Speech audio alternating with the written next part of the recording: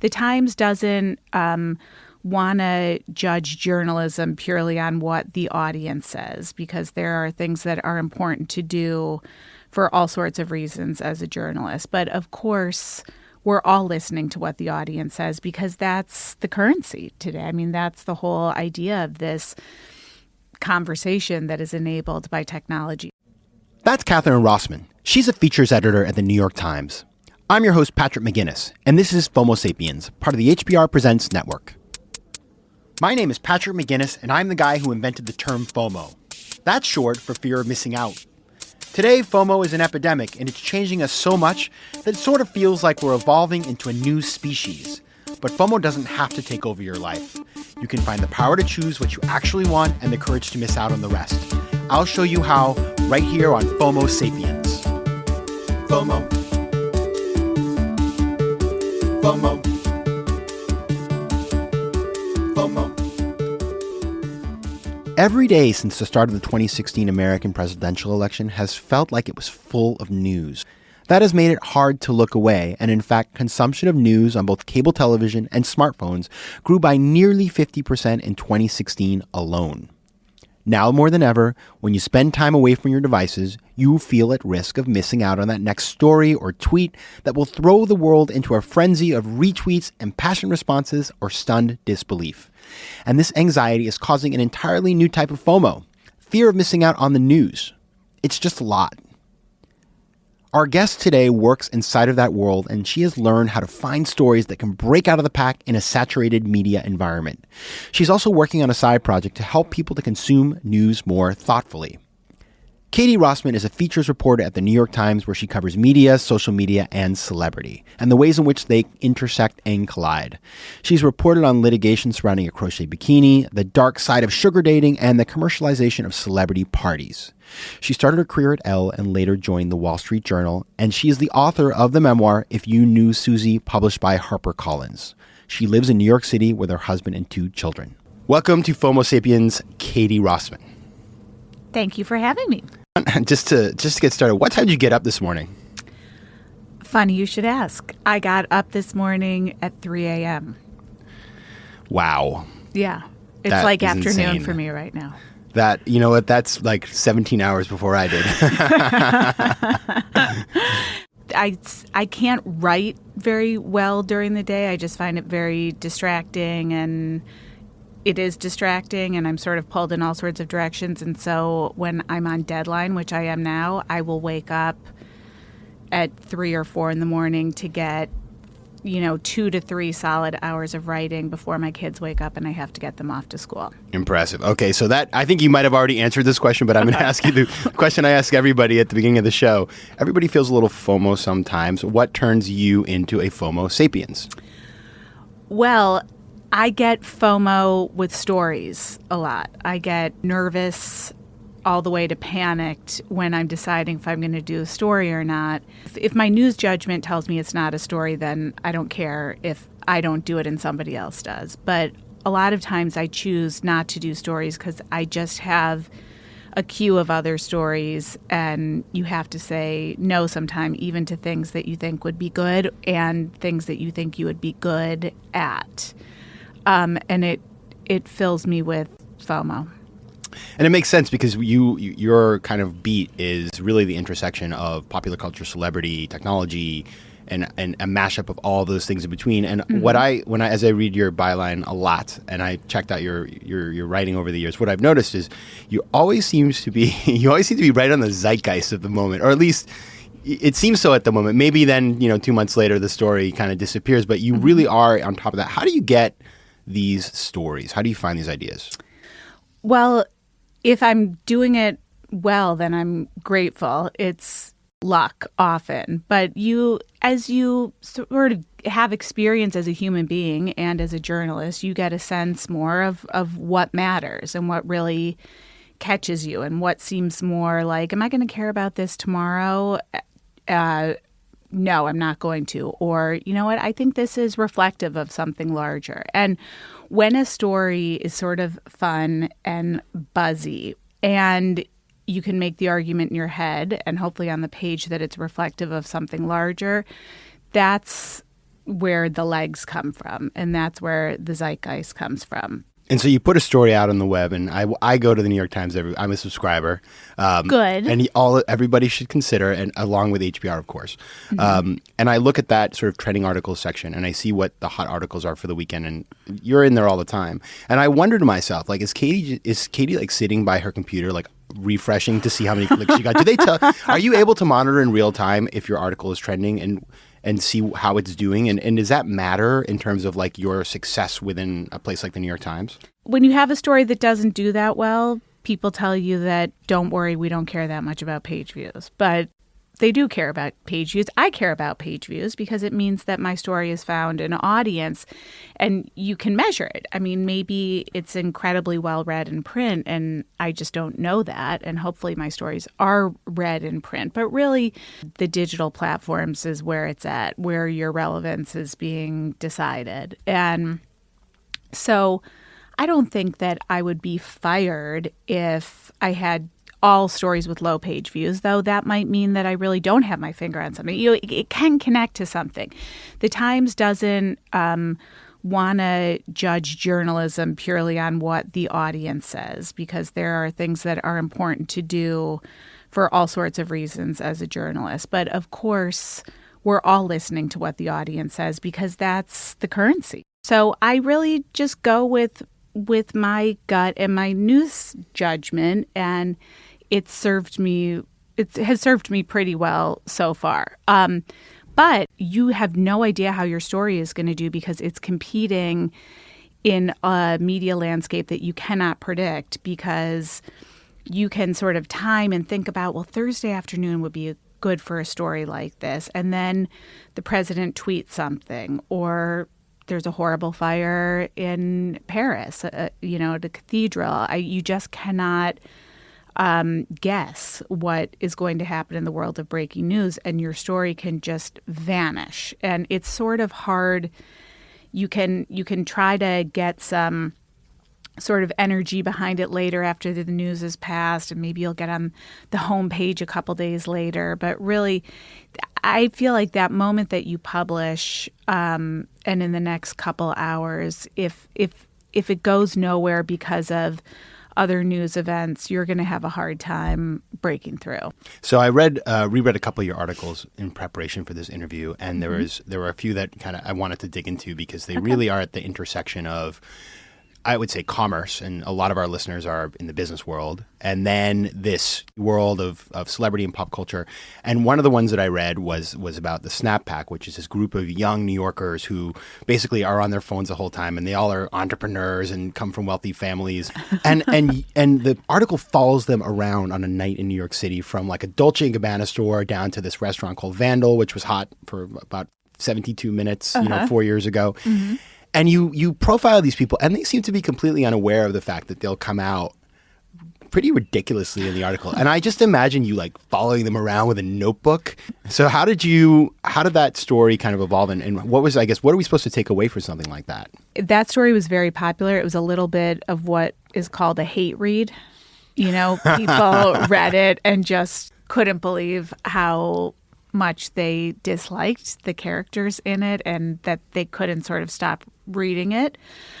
You need to do those stories very carefully, because you don't want to be mean-spirited. No. But you sort of have to just let the reporting speak for itself. So we try to avoid, low-hanging fruit. So basically that story, there was this guy who Andrew Warren, yes, who showed up in a little gossip column somewhere, and my editor at the time ripped it out of, I think, a magazine, actually, on paper, and said, do a story about him. And I hung out with he and his friends, and we went, you're right, we went to a store opening, and I just wrote everything. I read very carefully when I read your articles. Thank you. I'm so glad.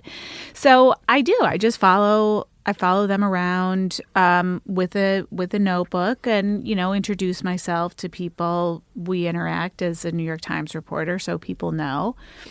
And they just, what really struck me was that they did nothing but take pictures and then filter the pictures. And that there was no everything, that the only interaction that wasn't them looking at their phones was based on like finding the right backdrop for a picture. And listen, I'm on my phone all the time. We all are. I'm not some Luddite, but this was really the social activity. The main draw, the main act was getting good pictures for Snapchat and Instagram, and then talking about what filter you're going to do and drinking. So I wrote everything down and asked a lot of questions and took pictures of them for them. And then I was in a yoga class. So I always tell people this, that especially students, when I talk about writing, that, you know, what writing sometimes happens at the computer. But what happens at the computer sometimes is just sort of putting the thoughts that you've already had down on paper in pixelated form, whatever. Sometimes the most important quote unquote writing I do is not when I'm sitting at the computer. You're in Warrior too. I get it. Well, it happens to me. Yeah. Well, so it happens. I was in a headstand in a yoga class. Show off. I know. And I don't know how I thought of it, but I was like thinking about, they're not the Rat Pack and they're not the Brat Pack, they're the Snap Pack. And then I was like, okay, now I have a story. This is about where it used to be about Hollywood groups that would, you know, go out and party and have their pictures taken by the paparazzi. Now it's these just wealthy young people with large social media followings who sort of do the same but document it on their own and their own antics, and the media attention that they themselves can bring to it is really the main draw for them. You wrote an article recently that your daughter used PowerPoint to try to convince you to buy her a telephone. She did. And in the story, you then go out and find other examples. I think you got on Twitter and you searched for all these people. And we realize this is not just a New York City thing. It's a thing that's happening all over the place. You think about how much business is done on PowerPoint these days. Mm-hmm. And so kids see their parents doing this and they want to emulate that. So I'm interested to know, sort of, as I think about a story like that, what does that say about where our society is going and in terms of technology and our relationship with it? Well, I just love that story so much. That is one story that I felt like didn't take off as much as it should have. And we've That's okay. We'll fix that today. Okay. All right, good. So my daughter said she wanted to have a meeting. So we sit down in the kitchen and she said, you know, don't interrupt and just watch. And she puts this thing on the computer and it's this PowerPoint presentation of all the reasons why she should get a telephone. And it's got text that like goes in the honeycomb swirl and dashes all off. The animation. Yeah, was there an appropriate business-like font chosen, or was it something a little more whimsical? It was, you know, it was pretty businesslike for, I think she was 9 at the time. She's 10 now. There you go, 9 years old. Yeah. Amazing. So I was just blown away by this, completely blown away by it. But they use PowerPoint in school. So it's a tool that they're sort of familiar with. So, okay, so she does this PowerPoint presentation. I can't stop thinking about it. I'm like, this has to be a story. So you must have been proud. I would be proud if that were my daughter. We were very proud. Yes. We were totally blown away. It was impressive. Yeah. It was very, very impressive. And so then my son had a friend over, and I said, is this a thing? And again, because you can't not only am I not employed to write stories about my daughter, I'm really not employed to write stories about what one person is doing. Okay. For feature journalism, it really needs to connect to something larger going on in the culture or with a larger group of people at the very least. So my son and his friend said, oh, yeah, this is what people do. And this little girl who was over said that she had done a PowerPoint to try to convince her parents to get a dog. And I said, why did you think to do that? And she said she Googled how to convince your parents how to let you get a dog. Wow. And So and a YouTube video came up telling you to make a PowerPoint presentation. So I was like, all right, I'm in. This is happening. But to your point, also, for a story like this, you really want to show it's not just New York kids. Because it's so easy to be like, oh, God, of course, on the Upper West Side, they're making PowerPoint presentations. In Brooklyn, by the way, they would make a ceramic bowl. They would. They would. So I went on Twitter and I just started doing searches, and I found a lot of evidence showing that kids all over the country were doing this. And I put a lot of attention to trying to find like a wide geography to have represented in the piece. And I have a kid from Kentucky and a kid from Texas. That's just sort of the way to find people, and then you have to actually speak to them. And when it's children, you have to go. I was reaching out to these kids and saying, I'd like to write about your PowerPoint presentation, but could you first put me in touch with your parents? Right. So got in touch with the parents, made my pitch to them, interviewed them, got the PowerPoints themselves, and interviewed the kids. I think it's so interesting that like kids always want to sort of do the adult thing. And now that means, you know, they want to have a meeting. They feel like having a meeting is the way to really be heard, which they might be right.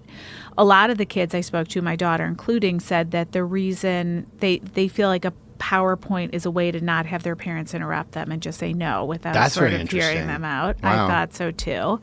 And also just that it's another way that we're using technology to manage a relationship. We have like Tinder, and at work you've got Slack, and there's all these different tools that make it so that we either can depersonalize personal relationships or help them in one way or another, and that somehow PowerPoint is something that's being embraced by kids. So I just loved that story. As I think about that story, what's particularly interesting is that it came out of, you know, the Twitter was such a big part of this. And as we think of, I think there's this stereotype now, and it's, for example, if anybody watched House of Cards, that the character left, I think, the quote-unquote Washington Post to work for something called like Slugline, which is, you know, their whole thing was like, we don't do research on stories, we just publish anything, you know, right away on Twitter because we don't care if there's, and journalism's evolving, and social media is a big part of journalism, and you know, you're on Twitter all the time, and I'm sure using all kinds of digital tools. Like, how can, as you think about that, the role of social media within the things that you cover or within the business that you are, you know, in as a journalist, where's it all going, and is it healthy? Is it unhealthy? You know, how should we think about that intersection? I see the sigh there, because yeah, we're like, the oh, sigh. It's very destructive in many ways. I mean, there's no question about it. But for a journalist, it's amazing because if you think about, I mean, Twitter for a lot of people, particularly Twitter, is a place where you have a thought that you just think is so brilliant or funny or great that it must be shared. The world must know. It lets you into people's sort of little thoughts, and little thoughts can matter a lot in journalism, sometimes more than the big thoughts. It's obviously terrible for our attention span. Terrible. Well, I'm sorry, I was on Twitter. Yeah. I missed that. What were you saying? Right, exactly. It's terrible for a whole host of things. And I think it's obviously, you know, amplifying horrible rhetoric also, you know, separate from the fact that we can't read a book anymore. There's really dangerous things that are taking root. I think the disruption of media is very, very important, and the democratization of media is very, very important. But the undermining in the trust of journalism as a talking point for our nation's leaders, I think, is very, very dangerous to our democracy. So you have started a project called The Newsroom, and I'd love to just, you know, tell people about what your goals were with the project, what you did, and what you learned. Well, so the background is I have been leading a current events class, essentially, discussion group for about 9 years. And it started because a woman came to me and said, instead of having a book club, I want to have a news club, a current events club. And do you know anybody who can lead it for me? And I thought I should try to do this. So at the time I worked for the Wall Street Journal, I got permission from my editor to do it. And I almost thought it was silly at first. I was like, oh my God, you know, why don't you just read the paper? And it really was, I was so wrong. And I'm so glad I sort of quickly put my, obnoxious attitude to the side, because what resulted is just these really incredible conversations.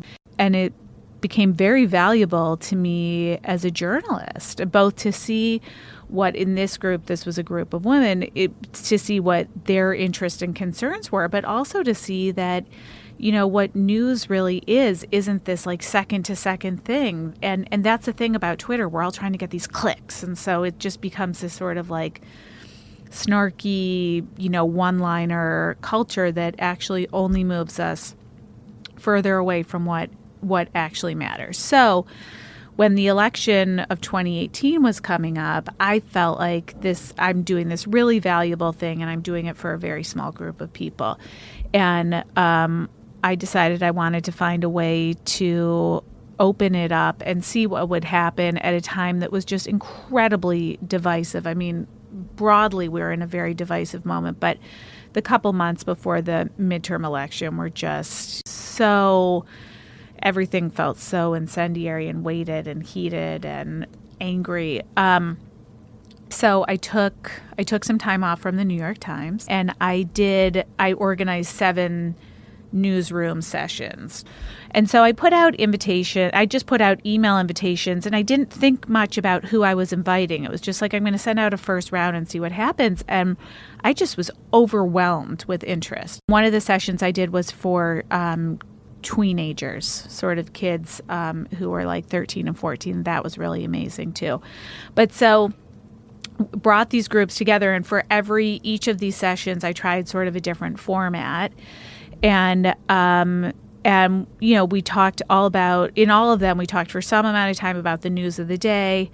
But what I was finding in the beginning is it was so divisive that, and really in New York City, it hurt. There was one Everybody agree with each other? There was one session where I was like, oh my God, I'm holding like a rally for the Democratic Party here. I felt so uncomfortable about it, first of all, as a journalist, and just like, this is not what I want. Yeah. In fact, this is the opposite That's what happens when you live in New York. You don't get a different view. It's and I didn't put, because I thought I was going to have to work really hard to fill the room, I didn't put thought into sort of the first batch of emails, and those kind of spread. People forwarded them. And all of a sudden, it was a fairly homogenous group. So then I started changing the format, where I would do, we'll talk about the news of the day. I did a couple sort of segments within sessions where we talked about how would a historical news story be covered now. So we talked about the Monica Lewinsky story, and sort of in the age of social media and Me Too, how that might have been different. I did one session that was all about Watergate, and just like, what do you think you know about Watergate? Because you've probably forgotten a lot. Let's just sort of talk about what. So I made slides. Speaking of a PowerPoint, I made slides and went through. There were these burglars, and they got caught, and it was revealed that some of their money had come from, just sort of details I had forgotten, and then I brought in the brilliant guy, Leon Nafok, who had done the Slow Burn podcast. Which is an amazing podcast. Amazing. I love that. I love it. I wish I could We love you, Leon. Again. Yeah.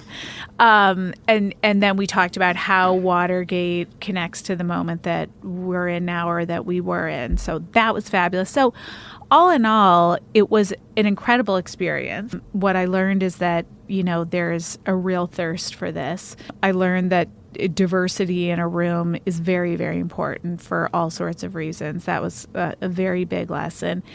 And that, people tend to be more, my hypothesis was right, which is people tend to be more civic-minded, more respectful, more willing to listen and consider other people's opinions and ways of life when they're sitting in a room looking at them, and not interacting with them with it like a handle looked at on a screen, with an avatar. And that's where the depersonalization just allows us to be our worst selves. And there were a lot of conversations that ultimately, I think, left people feeling hopeful that, maybe we could get somewhere. I attended one of these.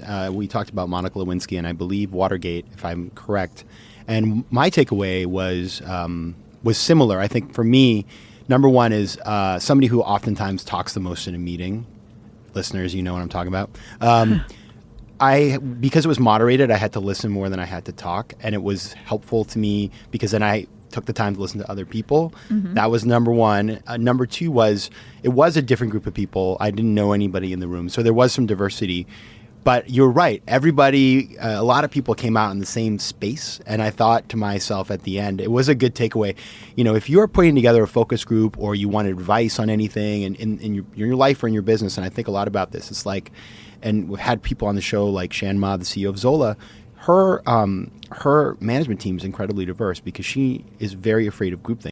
I think that just makes the conversation richer because, as you said, like I think the reason that people were so hungry to come to your event was that because they're doing this online all day and they're actually looking for something in real life where they can have these conversations, but at the same time, you know, nobody does that. Usually when they do, they're over the Thanksgiving dinner table when you're fighting with Uncle Fred about something, and so it doesn't end up well. Yeah. I think so too. It was very special. It really was, and it's something I'd like to continue doing, and I think it's really important. It's hard to do when you're a journalist working for a news organization. You can't really have side hustles. You can't take money from other people. It corrupts you. Sure. It's not ethical. So yes, it would be something I would love to do for real if and when I'm not at the New York Times, where I'm very happy to be right now. Of course. For now, I'm just... Right now, you're a 10% social entrepreneur. That means how to change the world without going broke. Yes. So, Katie, I think, you know, as I talk to you today, and I imagine that people are thinking, like, this woman does it all. She gets up at 3 a.m, she does yoga, she writes articles about all these crazy things. She has, an interesting, cool project on the side. A lot of things going on there. So for people who, are listening and thinking, wow, how does she do this? This is a show about finding the power to choose what you actually want in business and life and having the courage to miss out on the rest, which I imagine you're doing all the time. So what's your advice? I don't want to give advice because I'm not sure that I've completely cracked the code, but I'll tell you a couple things that I think about, which is that I can be good at 2 things at a time. I can be a good mother and a good journalist at the same time, but then I'm not exercising much. So hopefully I'm an okay mother all the time. I keep them, fed and alive. But I tend to sort of shuffle the thing that is falling by the wayside. I'm a big believer and I'm good at 2 things at a time. And it just when I start to drop a ball, I shift what the 2 things are. And then the other thing is I just want to have a full life. My mom died relatively young, and one of the things that she said to me when she was dying, we didn't have a lot of heavy conversations because she just didn't want to face it.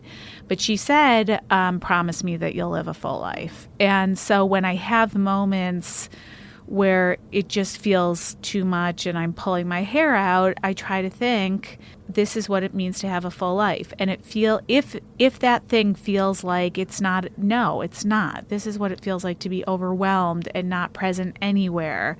Then that's an important thing for me to take stock of and make a decision on. But otherwise, I try to look at it like this is what it means to have a full life, and I'm energized by it.